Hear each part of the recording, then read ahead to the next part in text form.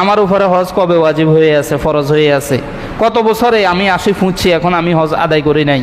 আল্লাহ না করুন এই অবস্থায় যদি আমি মৃত্যুবরণ করি, বিশ্বনবী মুহাম্মদুর রাসূলুল্লাহ সাল্লাল্লাহু আলাইহি ওয়াসাল্লাম ইরশাদ করেন, মান মালাকা জাদান আও রাহিলাতান তুবাল্লিগুহু ইলা বাইতিল্লাহ, যে ব্যক্তির কাছে এই পরিমাণ পাথেয় আছে, এই পরিমাণ টাকা পয়সা আছে, যেই পরিমাণ পাথেয়র উপরে ভর করে, যেই পরিমাণ টাকা পয়সা বিনিয়োগ করে সে হজ আদায় করতে পারে, আল্লাহর ঘর পর্যন্ত যাইতে পারে, হজ আদায় করতে পারে, কিন্তু সে ব্যক্তি হজ আদায় করে নাই, ওই অবস্থায় মৃত্যুবরণ করলো, ওয়ালাম ইয়াহুজ্জা ফালা আলাইহি আন ইয়ামুতা ইয়াহুদিয়ান আও নাসরানিয়া, ওই ব্যক্তি ওই অবস্থায় হজ আদায় না করে মৃত্যুবরণ করলে আল্লাহর রাসূল বলেন আমার এই উম্মত ইহুদি হয়ে মৃত্যুবরণ করেছে নাকি খ্রিস্টান হয়ে মৃত্যুবরণ করেছে, এটা সে ব্যক্তি হয়তো ইহুদি হয়ে মৃত্যুবরণ করছে অথবা খ্রিস্টান হয়ে, ঈমানের সাথে মওত নসিব হবে না, নাউজুবিল্লাহ।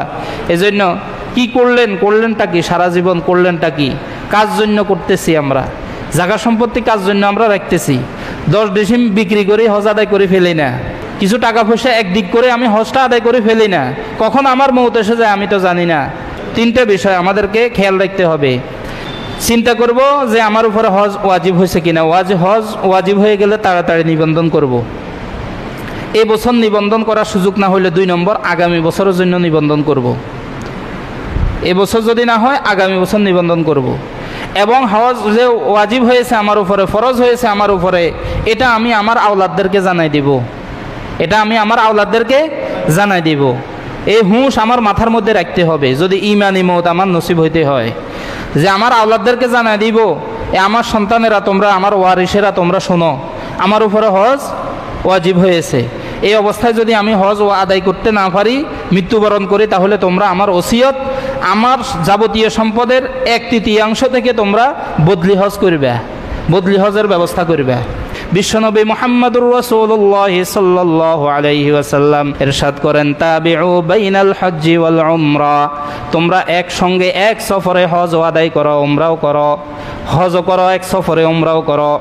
2.5 মাস আগে, 2 মাস আগে, 1.5 মাস আগে গিয়ে আগে উমরা করলেন, এরপরে হজের সময় হজ আদায় করলেন। একই সফরে হজ করো, একই সফরে উমরা করো, যেই পরিমাণ খরচ যাবে আল্লাহর রাস্তায় অর্থ বিনিয়োগ করার কারণে, আল্লাহর রাস্তায় সমর্থ বিনিয়োগ করার কারণে, পরিশ্রম করার কারণে, এই হজ আর উমরার বিনিময়ে 2টা হজ এবং উমরা তোমাদের জীবন থেকে সকল দরিদ্রতার বিমোচন করে দিবে। সুবহানাল্লাহ। ওয়াজ-জুনুবা, আল্লাহ তাআলা দরিদ্রতা বিমোচন করবেন, আমাদের জীবনের সমস্ত গুনাহ খাতা মাফ করে দিবেন। সুবহানাল্লাহ। সব গুনাহ মাফ, সব গুনাহ মাফ। কেমন মাফ?